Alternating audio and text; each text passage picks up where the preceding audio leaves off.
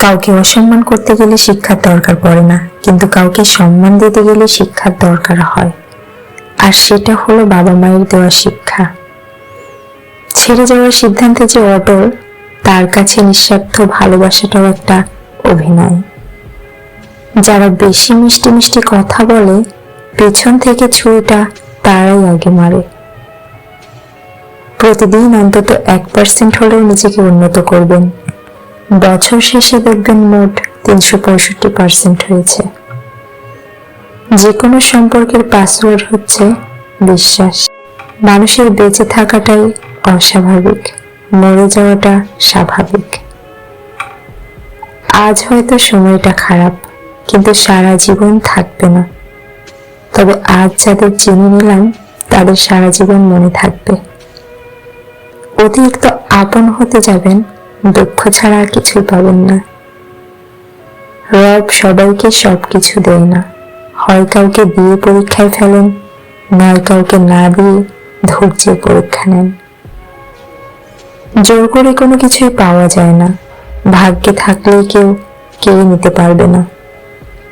দেখতে সুন্দর অনেক পাওয়া যায়, কিন্তু যাদের মনটা সুন্দর, তাদেরকে কেবল ভাগ্য করে পাওয়া যায়।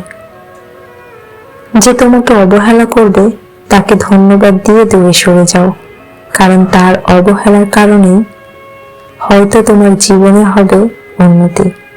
অবহেলা থেকে মানুষ অনেক কিছু শিখতে পারে। অবহেলায় মানুষের জ্ঞান শক্তি বৃদ্ধি হয়। অবহেলা মানুষের ঘুমন্ত মস্তিষ্ককে জাগ্রত করে দেয়। কাউকে যতই কাছ থেকে চেনো না কেন, মন খুলে সব কথা কখনোই বলো না। মনে রেখো, এই যুগে বিশ্বাসের মর্যাদা কেউই রাখে না। জীবনে যদি বারবার পড়ে যান, তবে পথটাকে বদলান, স্বপ্নটাকে নয়। কারণ একটা গাছ তার পাতা বদলায়, জায়গা নয়। মনোবিজ্ঞানীরা বলেন, নাম্বার 1, কেউ যদি তুচ্ছ বিষয়ে অনেক হাসেন, তবে সে ভিতর থেকে খুবই একা। নাম্বার 2, যদি কেউ অতিরিক্ত ঘুমায়, তাহলে সে অসুখী। নাম্বার 3, যদি কেউ কম কথা বলে, কিন্তু যেটুকু বলে খুব দ্রুত বলে, তাহলে সে কিছু গোপন করছে। নাম্বার 4, যে কাঁদতে পারে না, সে দুর্বল প্রকৃতির। নাম্বার 5, যদি কেউ অস্বাভাবিকভাবে খাবার খায়, তাহলে সে কোনো মানসিক চাপে আছে। নাম্বার 6, যদি কেউ একটুকুতেই কেঁদে ফেলে, তার মানে সে নিরীহ এবং কোমল হৃদয়ের। নাম্বার 7, যদি কেউ ছোটখাটো বিষয়ে রেগে যায়, তার মানে তার ভালোবাসার দরকার। কথা বলতে যতটুকু যোগ্যতা লাগে, নীরবতা অবলম্বন করার জন্য এর চেয়ে অনেক বেশি যোগ্যতা লাগে। কাঁটা থেকে বাঁচার জন্য যেমন পায়ে জুতো পরা উচিত, সারা পৃথিবীতে কার্পেট বিছানোর দরকার নেই, ঠিক তেমন যদি তুমি শান্তি চাও, তাহলে নিজেকে বদলানোর চেষ্টা করা উচিত, অপরকে নয়। সৎ এবং মহৎ লোকদের সমালোচনা করা খুবই সহজ, কিন্তু তাদের মতো হওয়াটা অনেক কঠিন। হারানোর যন্ত্রণাটা কেবল সেই বোঝে যে তার প্রিয় মানুষটিকে হারিয়েছে। আমরা সবসময় মনে করি আমাদের স্মৃতিশক্তি খুবই দুর্বল, কিন্তু যখন আমরা কাউকে ভুলতে চেষ্টা করি, ঠিক তখন বুঝতে পারি আমাদের স্মৃতিশক্তি কতটা শক্তিশালী। স্বার্থপর মানুষেরাই জীবনে ভালো থাকে, বাকিরা তো কেবল অপরকে ভালো রাখে। মানুষ কখনো ইচ্ছা করে বদলায় না। কিছু মানুষের অবহেলা, কিছু মানুষের স্মৃতি, কিছু মানুষের ব্যবহার আর পরিস্থিতি ও সময় মানুষকে বদলাতে বাধ্য করে। জীবন অভিজ্ঞতা থেকে বলছি, যত একা থাকবেন, তত ভালো থাকবেন। বছরের পর বছর ধরে একটা মানুষকে কখনোই ভালো লাগতে পারে না। যদি লাগে, তবে সেটা ভালো লাগা না, সেটা আসলে ভালোবাসা। যে ব্যক্তি তোমাকে সত্যবাদী বলে বিশ্বাস করে, তার সাথে মিথ্যা কথা বলা নিকৃষ্টতম বিশ্বাসঘাতকতা। খারাপের সংস্পর্শে থাকলে একসময় ভালোটাও খারাপ হয়ে যায়। আমাদের বয়স বাড়ার সাথে সাথে ইগো বাড়ছে, ভালোবাসার মানুষের সংখ্যা কমছে। কাছের মানুষেরা ছেড়ে যাচ্ছে, আপন মানুষরা ঠকাচ্ছে, এটাই বাস্তব সত্য।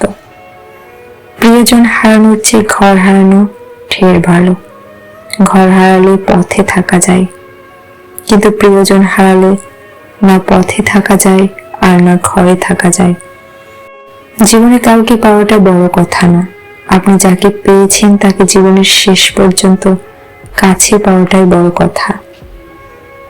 সব ক্ষেত্রে অতীত ভুলে যাওয়া ঠিক নয়, কিছু ক্ষেত্রে অতীতকে মনে রাখা জরুরি, অতীতকে শ্রদ্ধা করা জরুরি।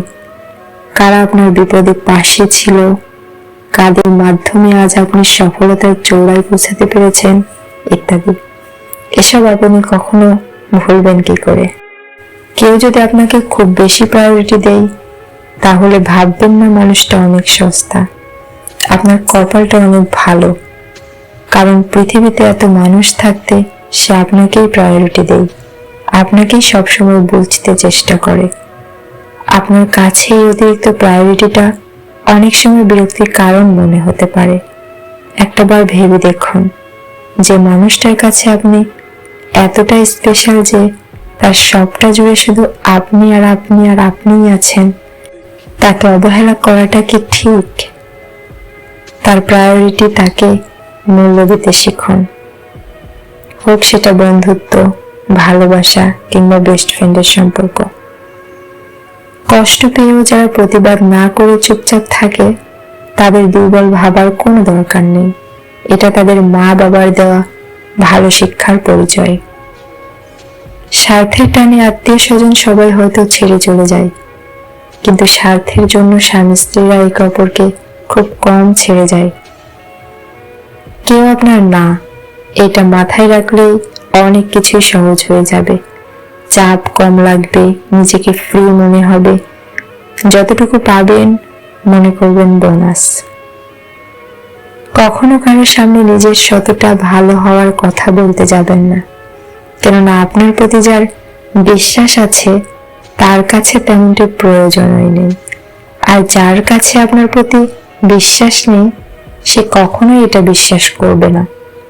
সবাইকে নিজের মতো ভাবতে যেও না, প্রতি মুহূর্তে ঠকে যাবে। কথাটা তেতো হলেও সত্য। তুমি যার কাছে সোজা সরল হবে, সে তোমাকে সস্তা ভেবে ছুঁড়ে ফেলে দেবে।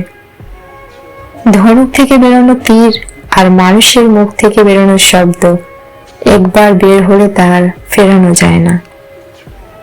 অপরিচিত মানুষ কখনো ঠকায় না, ঠকায় তো কাছের মানুষগুলোই।